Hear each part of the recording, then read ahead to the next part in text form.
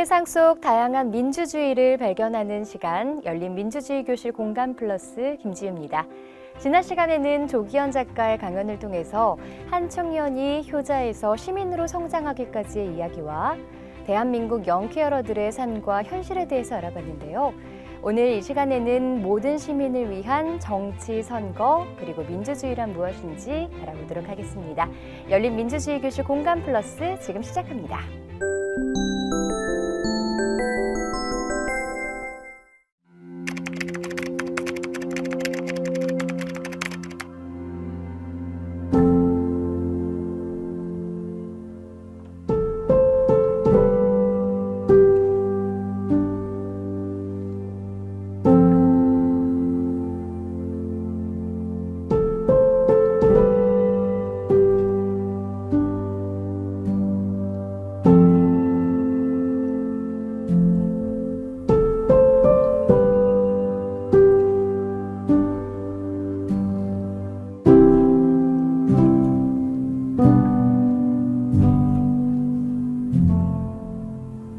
안녕하세요.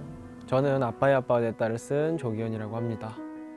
오늘은 시민이 만드는 돌봄 사회를 주제로 이야기를 준비했습니다. 혹시 여러분들은 살면서 어떤 돌봄을 받아보셨나요? 어떤 돌봄을 해보셨나요? 만약 내가 지금 돌봄을 받지 않고 있어. 그리고 나는 누군가를 돌보고 있지 않아 라고 하시는 분들도 사실은 돌봄의 주체라는 거 알고 계시나요? 우리는 모두 시민이기 때문입니다. 돌봄에 대해 여러분들은 어떻게 생각하시나요? 아마 아이처럼 어리거나 환자처럼 아프거나 또는 신체적, 인지적 능력이 부족한 사람을 포용하고 보호하는 일이라고 생각하실 겁니다. 그런데 저는 돌봄에 대해 저와 제 주변에 대해서 조금 다른 시각을 전하려고 합니다. 우리는 태어나서부터 돌봄을 받습니다. 돌봄을 받아야만 사회적 활동도 가능하고 경제에 참여도 할 수 있죠. 연약하고 노쇠한 사람을 돌보지 않는다면 우리는 아무것도 하지 못합니다. 더불어서 우리가 함께 만드는, 시민이 함께 만드는 돌봄 사회라고 한다면 돌봄을 하는 사람뿐만이 아니라 돌봄을 받는 사람에 대한 고민도 핵심적으로 해야 될 겁니다. 일단 제가 주변에 들었던 이야기를 좀 나눌까 합니다. 최근 함께 일하는 동료의 이야기인데요. 그 동료가 좀 아버지 일로 고민이 깊더라고요. 아버지가 갑자기 산에 들어간다고 선언했기 때문입니다. 그 무작정 떠나려고 하고 동료는 아버지를 설득하면서 도통 타협점이 보이지 않는다고 저한테 좀 고민을 토로하더라고요. 근데 아버지가 왜 그러는지 동료가 이해 못하는 건 아닙니다. 몇 해 전에 아버지가 파킨슨 병을 앓기 시작하셨거든요. 아버지는 원래 용접공으로 일하셨고 근데 갑자기 파킨슨 병이 찾아오니까 행동과 인지가 느려지고 이러니까 일을 못하는 거죠. 인력사무소에서 받아주지 못하거나 받아주지 않거나 혹은 현장까지 가서 쫓겨나는 일이 잦아졌습니다. 좀 그나마 좀 예전에 일하던 동료들한테 부탁을 해서 일당을 줄여서 좀 현장에 남아보려고 했는데 좀 그마저도 여의치 않았던 거죠. 그래서 이런저런 방법을 막 시도하다 보면 한 달에 한 서너 번 정도의 일은 나가실 수 있다고 합니다. 근데 그 외에 한 달에 서너 번 외에 나머지 시간은 아버지는 계속 내가 쓸모없는 사람이구나 라는 걸 좀 받아들이고 있는 시간이었다고 해요. 근데 아버지 입장에서는 내가 자연에 가서 자급자족한다면 세상에서 이렇게 계속 거절당하는 일은 없을 텐데 라고 생각했을지도 모릅니다. 그러니까 아버지가 원하는 삶은 내가 할 수 있는 만큼의 노동을 하고 그만큼의 결실을 손에 쥐는 삶인데 사실 그런 삶이 파킨슨이 찾아오면서 쉽지 않게 된 것이죠. 어쩌면 TV 프로그램 때문이 아니라 혹은 산에 가겠다는 아버지 선언 때문이 아니라 내가 일하고 싶은데 일하지 못하는 세상이 문제일지도 모른다는 생각을 했습니다. 저는 이 이야기를 들으면서 제일 먼저 무릎을 쳤던 것 같아요. 그 동료의 아버지와 저희 아버지는 너무 많은 공통점이 있더라고요. 우선 65세 미만의 노인이 되기 전에 노인성 질환이 찾아온 것이 아주 유사했습니다. 파킨슨병이나 치매가 그렇죠. 그리고 이 질환이 찾아왔음에도 더 이상 큰 생산력을 담보하지 못한 인지나 몸을 갖고 있음에도 일을 하고 싶어 한다는 상태가 굉장히 유사했습니다. 그러니까 계속 일을 하고 싶어 하는데 몸은 아프고 일은 시켜주지 않으니까 계속 방황하게 되는 거죠. 이런 모습을 보면서 누군가는 뭔가 지난 산업화 시대, 개발 시대를 겪어왔던 어떤 남성들의 사회적인 현상이구나 정도로 생각하실지도 모릅니다. 하지만 저는 이걸 보면서 좀 다른 생각을 했습니다. 우리가 적당한 일을 하는 건, 너무 과도하지 않게 일을 하는 건 사실 자신의 몸을 돌보는데도 굉장히 이롭습니다. 실제로 아픈 사람이 적당하게 자신의 몸 상태를 고려해서 일을 할 때 실제 건강의 회복이 더 빠르다는 치료의 방법도 있고요. 그리고 치료나 회복이 되지 않더라도 유지하고 돌봐야 되는 만성질환자들이 늘어나고 있는 시기이기도 합니다. 무작정 아프다고 쉬라고 한다면 사실은 휴식 자체가 스트레스가 될 수도 있고, 많은 이들이 뭔가 사회적으로 계속 연결되고 싶은 마음을 방치하는 꼴이 될 수도 있죠. 그러니까 일과 돌봄을 이건 일이야, 이건 돌봄이야 이렇게 하는 게 아니라 서로 어떻게 잘 섞일 수 있을까? 일은 돌봄이 될 수 없을까? 혹은 돌봄은 돌봄 안에서 일은 무엇일까? 이런 서로 섞이는 것의 고민을 시작해야 될 때라고 생각합니다. 저는 이런 고민을 같이 나누는 것, 돌봄을 받는 사람이 뭔가 더 주체적으로 할 수 있는 것을 고민하는 키워드로 아픈 몸의 노동권이라는 말을 좀 여러분들과 나누고 싶습니다. 우리가 아픈 몸은 건강한 몸의 반대이죠. 우리가 아픈 몸 노동권이라는 건 단순히 아픈 몸뿐만이 아니라 무언가 반대되는 노동들, 이를테면 남성 노동에 반대되는 여성, 혹은 비장애인에 반대되는 장애인, 혹은 젊은 노동에 반대되는 노인 노동 같이 무엇과 견져서 어떤 미달된다 혹은 더 가치가 없다라고 판단되는 노동들 전체를 고민하는 일이기도 합니다. 사실 우리는 이제 자본이 요구하는 노동에 몸을 맞춰야 되는 시대는 끝났을지 모릅니다. 왜냐하면 4차 산업혁명이라고 하는 거대한 흐름이 생산성과 효율성을 담보했던 노동이라고 하는, 인간이 하는 노동이라는 관념을 무너뜨리고 있고, 동시에 우리가 생산성, 효율성이 중요하다고 생각하면 우리 모두에게 취약한 조건이 될 수 있는 것이죠. 그 누구도 기계보다는 생산적일 수도 없고 기계보다 효율적일 수 없습니다. 그런 의미에서 제 동료와 제 아버지가 했던 일과 몸 사이의 방황은 그들만의 방황이 아닐지 모릅니다. 어쩌면 시대 변화 속에서 우리 모두에게 주어지는 어떤 고민일 수도 있을 거라는 생각이 듭니다. 사실 몸이 아프지 않더라도 우리 사회는 생존이 굉장히 치열합니다. 최근에는 저희가 동생한테 돈 빌려달라 이런 연락을 받았어요. 근데 사실 동생이랑 저는 초등학교 때 이혼을 했고, 제가 아버지에게 남았고 동생은 어머니를 따라갔습니다. 근데 제가 이제 아버지가 쓰러지고 아버지를 돌보게 되면서 경제적으로는 서로 손을 벌리면 안 된다라는 암묵적인 규칙이 생겼어요. 근데 그 규칙이 깨진 게 올해 저한테 돈을 빌려달라고 한 사건이었습니다. 근데 그 가장 큰 탓은 코로나19였습니다. 코로나19가 휩쓸고 있던 지난 1년의 동생의 일과를 한번 들어봤는데, 동생은 이제 고졸 신분으로 단기 일자리도 계속했고 공공 일자리도 계속했었고 계약직으로 중소기업도 많이 다녔습니다. 그렇게 20대의 대부분의 시간을 보냈는데도 그 사이에 이제 직업 훈련을 하면서 자격증을 따보았는데 크게 달라지는 것도 없고, 그러니까 아무것도 안 할 수는 없으니 뭐라도 해보는 것에 가까웠습니다. 동생의 이런 사정을 듣고 나서 이제 얼마 지나지 않아서 아버지의 이제 일로도 전화를 받았는데요. 주민센터에서 온 전화였습니다. 그러니까 아버지가 복지를 더 연장하기 위해서 근로능력 평가를 받아야 된다, 한 번 더 받아야 된다라고 연락을 받았습니다. 그 1년에 한 번씩 재심사를 하는 거였는데요.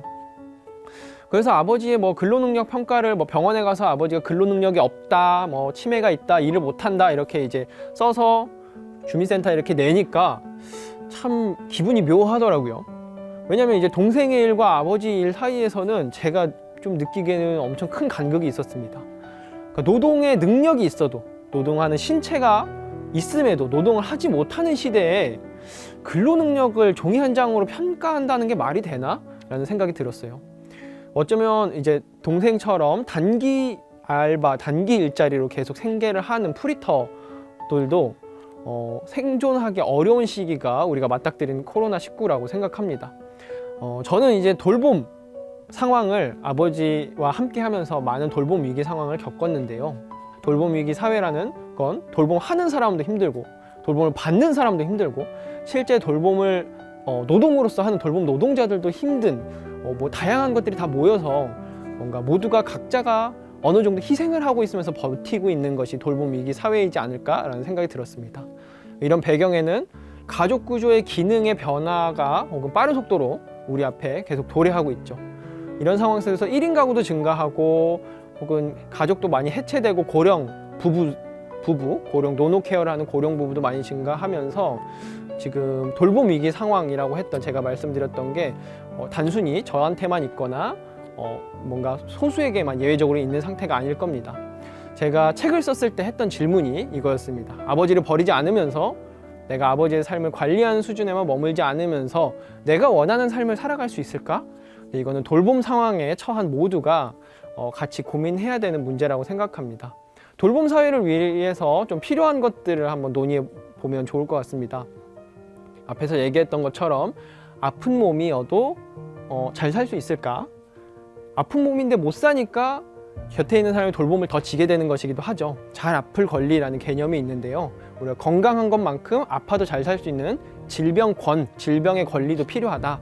그리고 죽음, 노화, 장애 등에 대해서 우리가 더 남의 일처럼 고민하면 안 된다. 그래야만 우리가 계속 얘기하고 있는 돌봄 사회, 시민이 만들고 있는 돌봄 사회가 가능할 겁니다. 지난 제가 아버지와 함께 했던 10년을 좀 되돌아보면서 스스로 한 질문이 있는데요. 아버지를 돌보는 이유가 무엇일까라는 질문이었습니다. 지난 시간에 나는 효자가 아니라 시민이다라고 얘기했던 것처럼 저는 아버지의 아들로서 부양과 간병의 책임을 오롯이 도맡았다기보다는 시민으로서 사회적 약자와 어떻게 더불어 살기 위해서 노력해야 하는가라는 질문이 저에게는 가장 큰 동력이었습니다. 돌이켜보면 아버지의 유일한 존엄을 지킬 수 있는 유일한 장치 혹은 유일한 안전망이 저밖에 없었던 것 같습니다. 아직도 저처럼 유일하게 누군가의 존엄을 지키는 장치가 돼서 혹은 안전망이 돼서 자기의 삶을 포기하는 사람들, 가족 돌봄자들이 많습니다. 제가 아빠의 아빠가 됐다를 쓰면서 사실은 이런 상황을 내가 아버지를 정말 죽이고 싶다, 아버지만 없으면 이 상황이 끝날 것 같다라는 문구를 썼었어요. 근데 그때 그런 말을 쓰고 나서 정말 오랜 시간 두려워했습니다. 이런 말을 해도 될까? 혹은 내가 정말 사람들한테 비난받는 건 아닐까? 라고 하면서도 이게 내 솔직한 마음인데? 라고 하면서 그 갈등을 너무 많이 했었는데 책이 나오고 나서 너무 많은 가족 돌봄자들, 영케어러들이 너무 공감된다고, 정말 이런 마음이 생길 수밖에 없다 라고 많이 좀 얘기해 주셨습니다. 근데 이런 얘기를 들으면서 저는 우리가 서로 어떤 경계 짓지 말아야 되겠다, 모두가 돌봄의 당사자고 이 문제는 닥치는 순간 모두가 공감할 수밖에 없는 문제이다 라는 고민을 좀 하게 됐던 것 같습니다. 사실 아프다는 건 언제 어디서나 누구나 아픈 순간은 불현듯이 찾아옵니다. 치매를 겪는 누구나 혹은 불치병을 겪는 누구나 우리가 두려워하고 사회에서 배제하고 배척해야 되는 대상이 아니라는 말입니다. 누구나 좀 병 판명이 됐다고 해서 삶이 끝나는 것도 아니고 계속 우리 사회에서 함께 살아가고 있습니다. 여러분 혹시 사회적 약자를 돌보는 것이 단순히 국가의 일이다 라고만 생각하지 않으시나요? 더불어 산다는 것은 어쩌면 시민의 책무일지도 모릅니다. 오늘 제 이야기는 궁극적으로 우리가 모두가 아플 수 있는 상황에서 어떻게 서로 잘 의존하면서 살아가느냐, 더 열린 자세로 이 문제에 대해서 함께 변화해 나가기를 바랍니다. 오늘은 여기까지 하겠습니다. 감사합니다.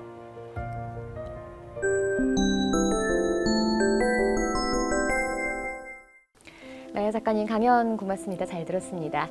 네, 이 돌봄과 노동에 대해서 조금 더 넓게 생각해 볼 수 있는 기회였는데요. 강연을 듣다 보니까 여러 가지 또 질문이 생각나더라고요.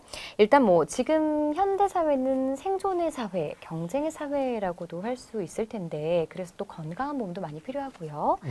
현대 사회에서 일이란 어떤 의미를 가지고 있을까요? 사실 우리가 건강한 몸이 최대한의 효율성을 가지고 최대한의 생산성을 가진 일, 만 우리가 일이라고 생각한다면 사실 이게 우리 모두가 위협될 수밖에 없는 환경이 미래에 계속 도래하고 있어요. 근데 우리가 그런 결론을 내지 않으려면 일을 함으로써 우리가 보람을 얻고 내가 누구인지 정의하게 되고 내가 사회와 지속적으로 연결될 수 있는 그 가능성을 놓지 않으려면 우리가 이제는 일이 건강한 신체만 할 수 있다. 혹은 뭐 생산성이 중심이 돼야 된다. 이런 관념을 넘어설 수 있어야 되는 거죠. 그렇군요. 먼저 이제 강연에서도 말씀하셨지만 아버님께서도 일을 하신다는 것에 대한 의미가 어떤 자기 자신을 찾는다 이런 의미로 받아들이시는 것 같다라고 네. 말씀을 해주셨잖아요. 자, 이렇게 치매에 걸린 분들도 일을 할 수 있을까요? 어떨까요? 사실 우리가 한번 고민해봐야 되는 게 일을 하고 있는 사람도 많은 경우 뭐 너무 피곤해서 인지가 불안정해서 실수할 때도 있고요. 그렇죠. 그리고 내가 아프지만 꾹꾹 참고 할 때도 있습니다. 그러니까 우리는 일을 할 수 있는 상태와 없는 상태를 딱 잘라서 뭔가 딱 분류해내기에 굉장히 힘든 상태예요. 원래 사람의 몸이라는 게 그렇죠. 그렇죠.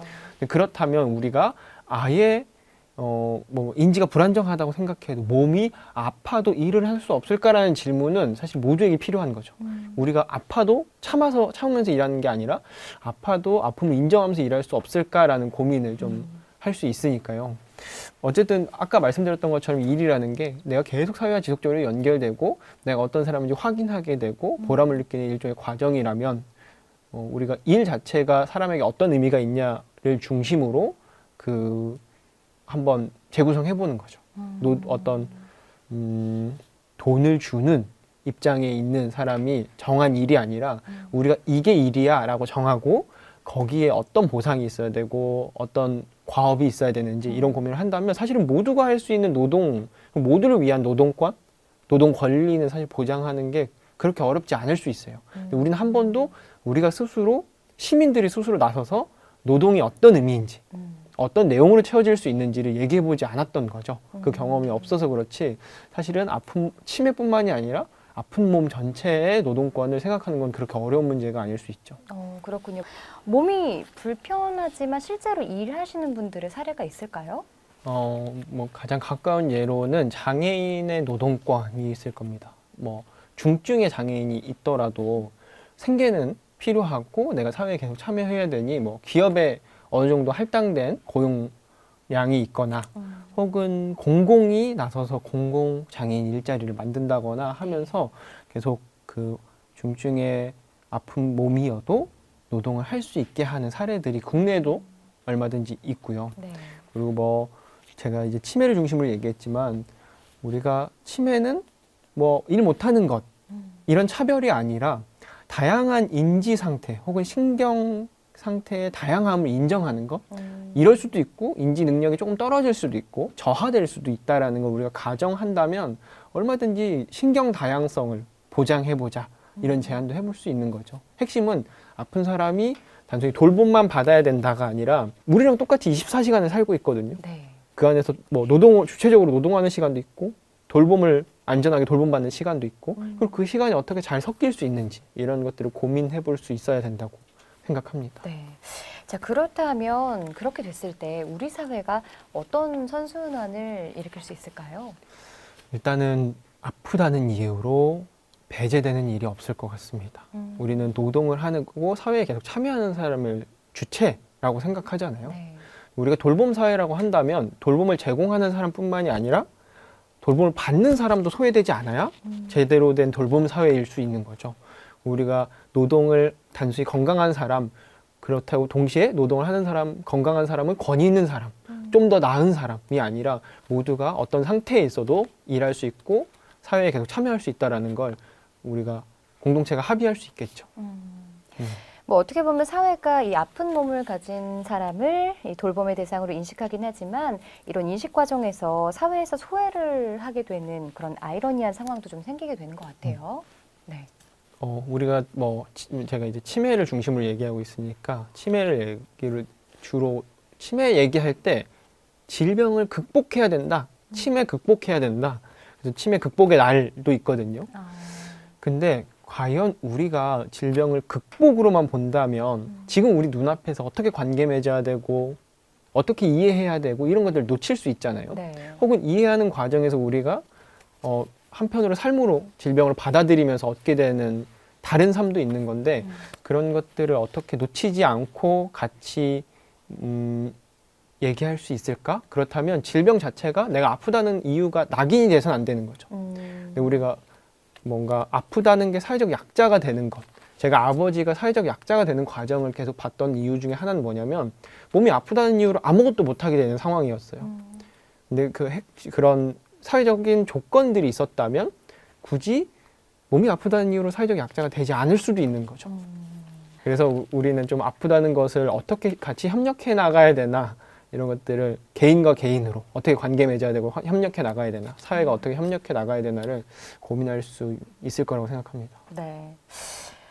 사실 이런 말도 있잖아요. 뭐 옛말에 뭐 김병에 효자 없다 뭐 이런 이야기들도 있는데 특히나 이 말에 해당하는 것 중에 하나가 치매가 아닐까 싶어요. 뭐 나아진다기보다는 사실은 더 이상 진행이 좀 느리게 되도록 할 수 있는 그런 병이기 때문에 아무래도 어려움이나 이런 부분들이 참 많으셨을 텐데 지난 10년간 이제 아버님을 돌보면서 깨닫고 느끼게 된 점들이 있으시다고요? 아버지가 좀 사회적 약자가 되는 과정을 10년 동안 봐오면서 어쩌면 모두가 이제 겪을 수 있는 치매고 노화의 한 부분일 수도 있는 건데 네. 이 부분에 대해서 사회가 더 이상 약자가 되지 않게 함께 고민해야 된다라는 게 한편으로 있었고 아버지가 이제 요양병원에 들어가면서 사실 가장 아이러니했던 게 뭐냐면 일을 하지 못하고 뭔가 아프기 시작하면서 진짜 혼자 고립돼서 생활하는 거죠. 네. 저만 만나게 되는 거죠. 근데 딱 그 병원에 들어가니까 사실 그제서야 관계망이 생기는 거예요. 같이 입원한 사람들. 어쩌면 인지 상태는 불안한데 조금 신체 활동이 할 수 있는 사람들과 같이 같은 방을 쓰니까 거기서 유대감도 생기고 뭐 싫어하는 사람도 생기고 네. 이 사람 좋더라 하면서 좋아하는 사람도 생기는 거죠.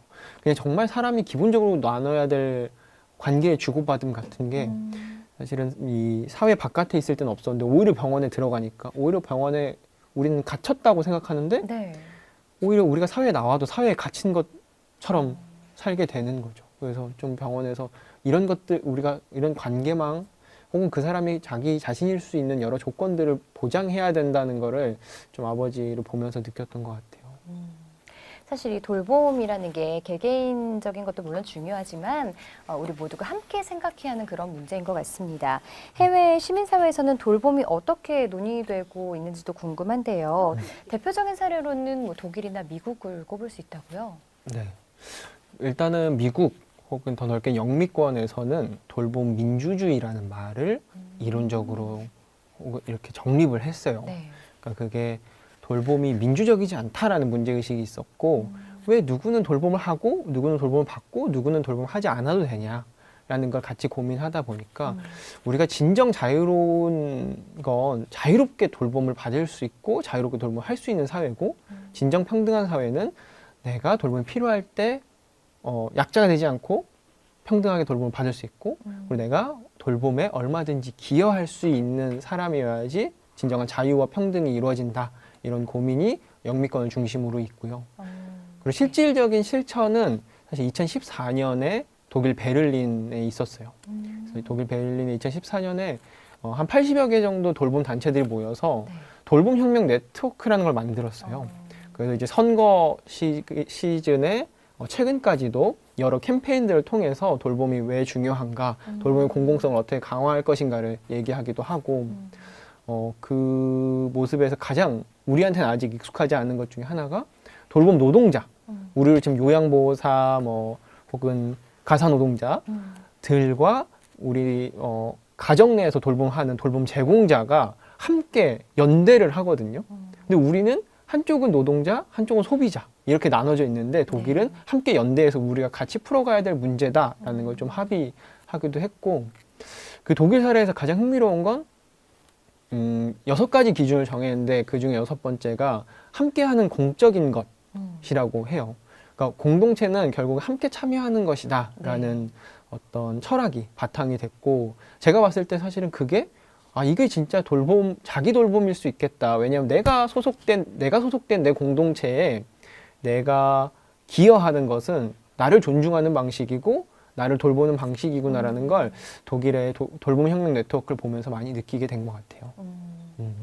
함께 돌본다는 것, 이 돌봄 민주주의를 위해서 앞으로 이 작가님이 좀 당부하고 싶은 이야기가 있으실까요?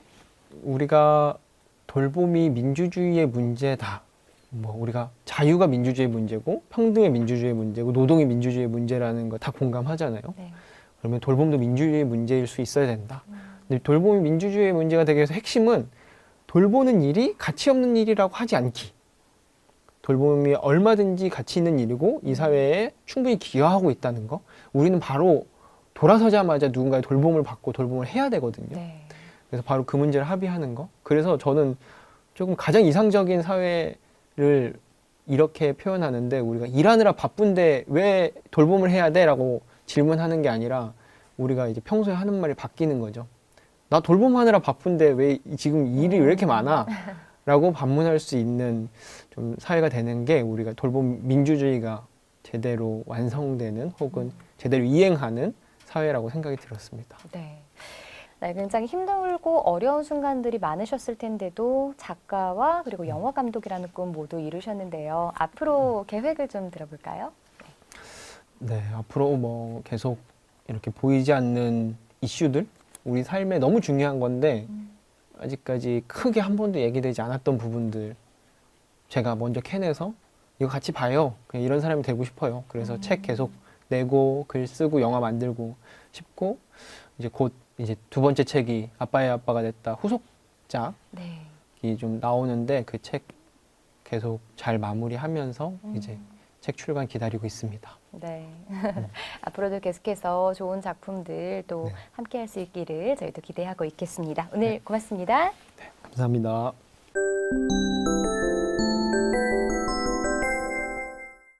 오늘 조기현 작가와 함께하며 돌봄을 통해 우리 사회를 돌아봤는데요. 시민이 서로의 존엄성을 위해 노력하는 사회, 배려와 공감이 함께한다면 더 가능해지지 않을까요? 저희는 다음 시간에 다른 공감의 이야기로 다시 찾아오겠습니다. 시청해주신 여러분 고맙습니다.